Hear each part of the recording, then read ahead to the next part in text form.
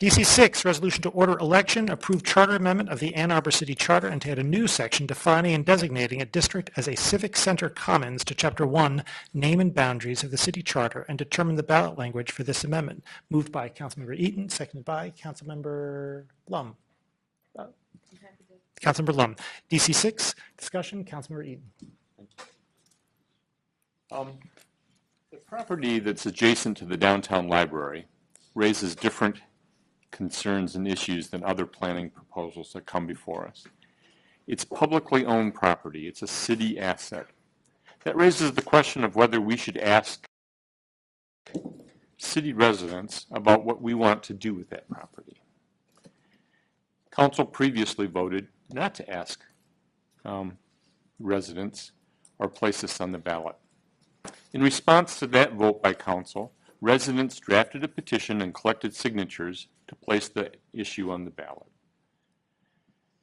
The petitioners were required to collect signatures from 5% of registered voters. The city has about 92,000 registered voters. We should acknowledge that because we have a very transient population, the number of voters on our registered voter list is much more than the number of actual voters who live in the city. It is estimated that we have about 75,500 active voters. If the petitioners had only been required to collect enough signatures to be 5% of the actual voters we have in town, they would have well exceeded that number. Certainly if the petitioners sue the city can defend itself by asserting the technicalities that we have 92,000 registered voters, that many of the signatures that were collected were disqualified. But I don't believe that we should treat our residents as if they're litigation opponents. We should treat them as if they're our boss, as if they're our constituents. 70 volunteers collected over 5,700 signatures. They were submitted to the city. For various reasons, some signatures were disqualified. The main reason being that there were duplicates. Each time a duplicate signature was found, both signatures were disqualified, or all three signatures, or however many times the person's name appeared on the ballot.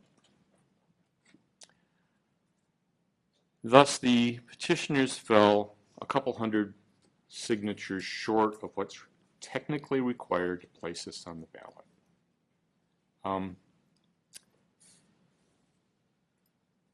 If we look at the demographics, every ward in the city and all but 3 precincts are represented with signatures that are on these petitions.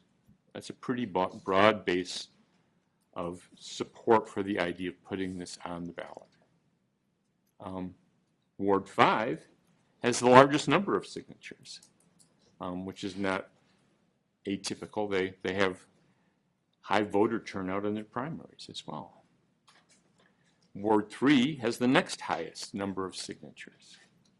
And wards 1, 2, and 4 are pretty equally represented.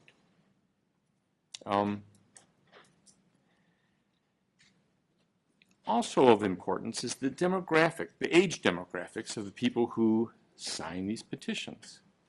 50% are 57 years of age or younger. 24% are 39 years of age or younger. 13% are under 29 years of age. The important point is that people in all parts of our city, in all age groups, showed that they wanted this issue placed on the ballot. I think it's important to acknowledge that enough people signed this petition to put it on the ballot, but for technical reasons, many of their signatures were disqualified.